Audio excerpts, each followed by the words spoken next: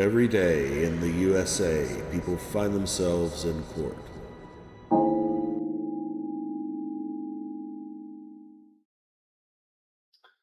Court is on the record in State of Ohio versus Cassandra Renee Kuhar, case number 25 TRC 90. In this case, Ms. Kuhar, on April 29th, 2025, pled guilty to charges of operating a vehicle under the influence, a second offense in 10 years, a violation of section 4511-19A1A, and to one count of driving under OVI suspension. Both of those are first-degree misdemeanors, and the balance of the charges in this case were dismissed. The court deferred sentencing to today, and so we are ready to proceed to sentencing. Ms. Kuhar is present. She's accompanied by her attorney, Sean Martin. Also present is Law Director John Lewis. Okay, Mr. Martin, before the court imposes the sentence, is there anything you or your client would like to say? Yes, Your Honor, thank you. Good morning, or good afternoon, I'm sorry. It's all right. Your Honor, I guess I think I could start off with the things I think are, I think we can be thankful for here. Nobody was hurt, nobody was injured. My client's vehicle was the only vehicle involved in this. No other property was damaged. I mean, those are good things, and it's never the best to say those are the good things, but still certainly the good things. Nobody got hurt, and that's, I think, the biggest thing. As far as the rest of it, Your Honor, Ms. Kuhar clearly is struggling with some issues right now, and I think you can see from the letter provided by Lark, she is engaging with them for programming. She is set up for the DIP program. She's attempting to now address some of these problems. That doesn't mean what's happened is acceptable, but at some point, Your Honor, it's still better late than never, and it's still better now than before somebody gets hurt or something irreversible happens. I know that still is not the way we want people to conduct themselves, but she is here today. She understands that there is mandatory jail time attached. She understands that there's the potential for a lot of jail time to be attached. There is also still the pending OVI out in Western County Court. She goes back for a pretrial on the 24th of this month at 8:30. It's my understanding from speaking to PD's office, they're waiting to see what happens here. I know you're probably all too familiar with one court waiting to see what the other court does, being on either end of it. But with that said, Your Honor, I do think that anything outside of the mandatory minimums is not the proper sanction. Obviously, she has to serve the mandatory minimums. We can't, there's no way around that. That's state law. There's no way for you to deviate from that. But we would ask that you impose the mandatory minimums there for her. Certainly, I know one of the options is for the combination of house arrest and detention, and Your Honor, we'd ask for that. It would limit the amount of time she's incarcerated. She still has a job. She's still gainfully employed, Your Honor. At this point, she does provide for her children. Certainly incarcerating her for a longer time. There's no guarantee she would be able to keep her job for the longer stretch of incarceration. And certainly that would just really, any kind of push everything back further. So we'd ask the court just keep it to the minimums.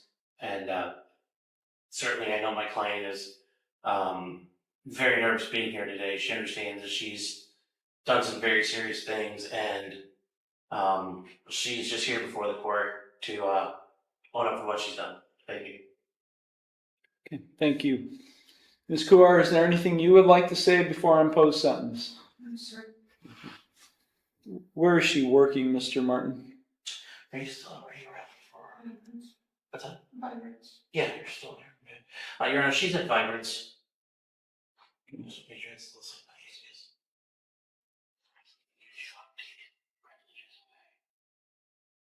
I know Sorry. No, that's all right. So she doesn't have anything else to say? Okay. No, Your Honor. Okay. Mr. Lewis? Thank you, Your Honor. As Mr. Martin indicated, this was a result of a one-vehicle crash out on Plymouth Gageville Road in Sheffield Township.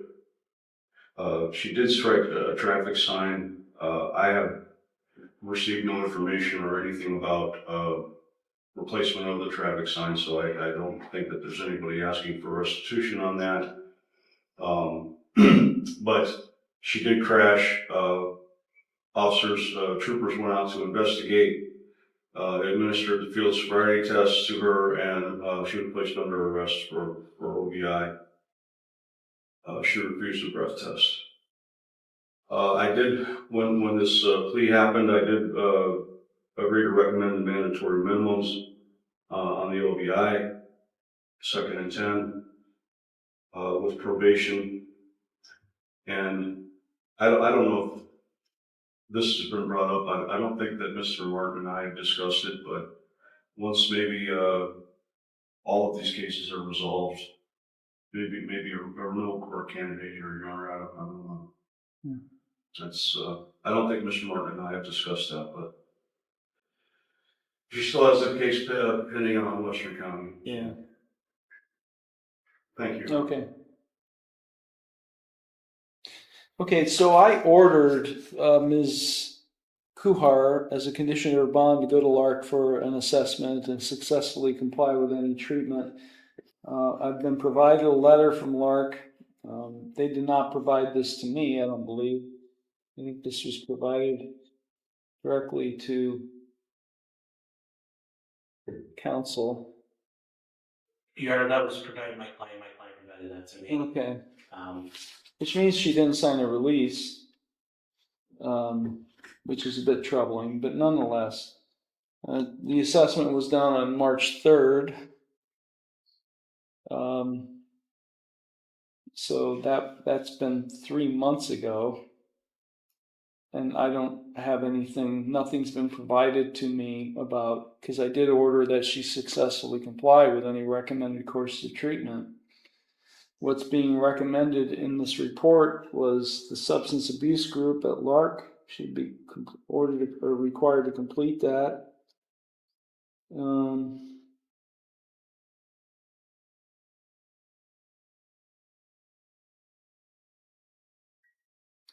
In the letter from the assessor, she did say that I have attempted to reach Ms. Kuhar several times via text, calls, and email, and I'm still waiting to hear from her and proceed, at which time I will let you know.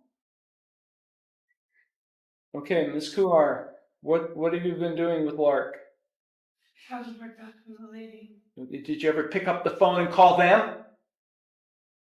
Do you not realize I ordered you to successfully comply with any and all treatment recommendations at LARC? She told me to wait to see what the court wanted last I spoke to her. Well, I ordered you to follow any recommended course of treatment. So this incident happened allegedly, well, you've been convicted on February 8th. Here we are, June 3rd, and you've not been, other than being assessed, you've not undergone any treatment. She told me to wait and see what I was told to do. Here's what I don't understand. Why should you wait to be told what to do? You got a problem. Why don't you voluntarily get help? Too many times it's the court being the one requiring people to get treatment. It should be the other way around. People should be voluntarily getting treatment and then coming to the court and saying, Judge, look what I've done. Before you sentence me, look what I've done in mitigation of sentence. Instead, you're waiting for me to tell you what to do. And I will.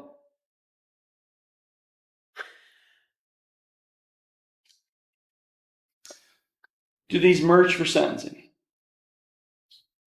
We have an driving under OVI suspension and an No, I OVI. don't believe they would, Your Honor.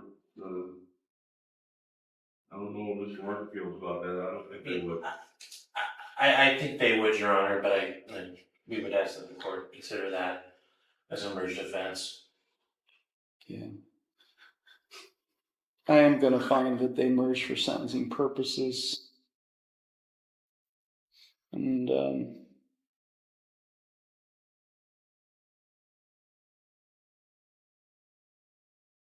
so I will sentence on the OVI.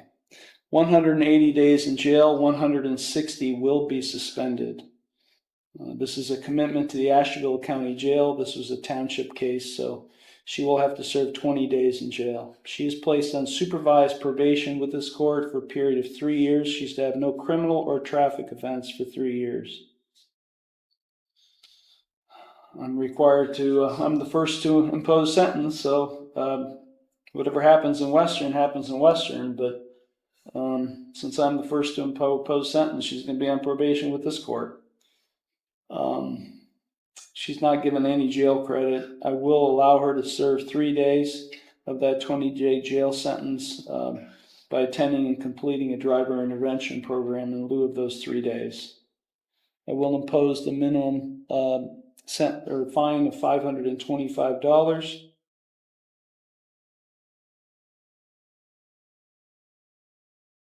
I'm suspending her license for 2 years. As a result of the refusal, I do believe she was placed under an ALS, but let me just double check. Yes, she was. Yes, she was. So this will become effective February 8th of 2025. So we will make this retroactive to February 8th, 2025. I will terminate the ALS to save her on a reinstatement fee. I will grant limited driving privileges. The hard time of 45 days has passed, so I will grant limited driving privileges upon a formal request for driving privileges, proof of financial responsibility, and other supporting documentation. Did you have insurance on the date of the offense? Yes, I keep insurance because it's so on my car. I don't believe that. I believe we've been provided a proof of insurance because the officer indicates on the ticket that you did not provide proof of insurance. So I will order her to provide proof of insurance on the date of the offense, that being February 8th, 2025, on the vehicle she was driving to avoid any further non-compliance suspension. She's to do that by the end of the day today.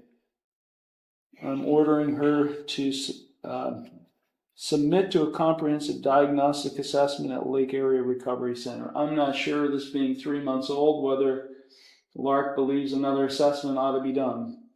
But I'm ordering that she submit to a comprehensive diagnostic assessment at Lark for alcohol, substance abuse, and mental health purposes. She's to do that within 15 days and comply with any recommended course of treatment and then execute any necessary releases for probation to monitor. She's not to purchase, possess, or consume any alcoholic beverage or drug of abuse or any pseudoephedrine product or go into any bar or liquor establishment for a period of 3 years. This sentence is consecutive to all other sentences but will merge with subcase C, that being the OVI or driving under OVI suspension charge. She is subject to a mandatory 1-year license. So I'm going to, I understand they merge for sentencing purposes, but there are other things that I need to do on the OVI suspension that are separate. I am going to impose a $250 fine, which is the minimum fine. The license suspension is a 1-year license suspension. That's mandatory. That's 1 year. I will commence that also on February 8th, and that will run concurrent. It's not going to be an addition. They're not going to be an addition to the 2-year license suspension I issued on the OVI. It will just run concurrent with the same license suspension. The vehicle has been immobilized, right? It was, Your Honor, yes. Okay, has that been released since? Yes. Okay. I believe I did issue an order and that was clubbed, I believe. And so that vehicle, I believe that time has run, so. I'm not going to order any kind of mobilization. So, again, this will, other than the fine and the license suspension, this will merge for sentencing purposes with subcase A.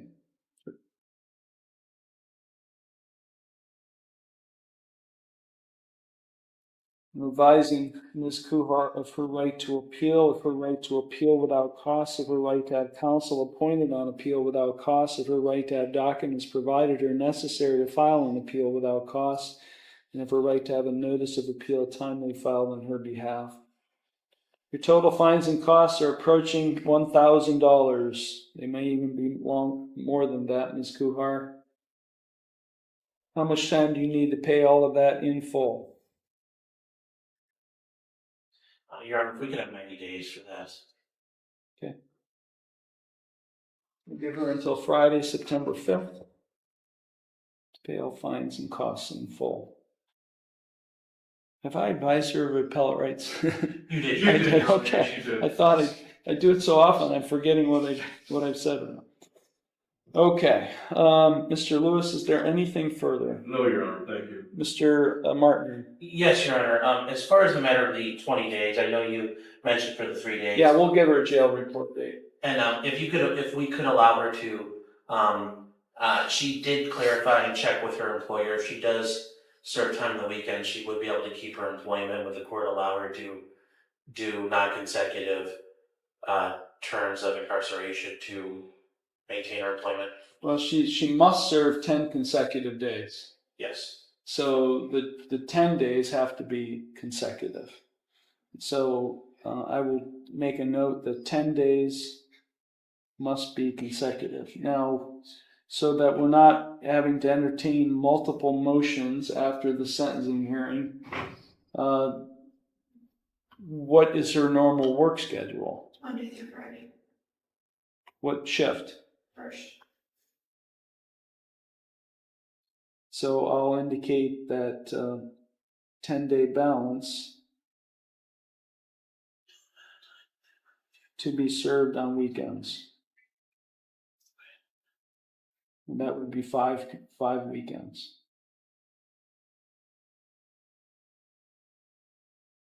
Where you go in Friday night and you leave Sunday night. So 2 days. But the 10 days must be, the law requires consecutive sentence the first 10 days. So, anything else, Mr. Martin? No, Your Honor. Thank you. Okay, Ms. Kuhar, you're going to go to the clerk's window. They're going to take care of you, and then you're going to meet with the probation officer. For the next 3 years, you're going to be on probation with this court. If over the next 3 years you're found to have violated any of the terms of your probation, you do face an additional 160 days in jail.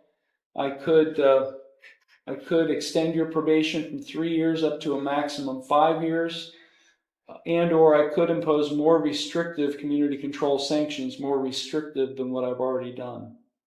So I guess my point is, Ms. Kuhar, is you're going to be under the court's thumb for the next 3 years. So mind your P's and Q's and do everything you're supposed to do. And if you don't, you're going to be facing serious consequences. Do you understand all of that? Yes, sir. Okay. This matter is concluded. Thank you all very much.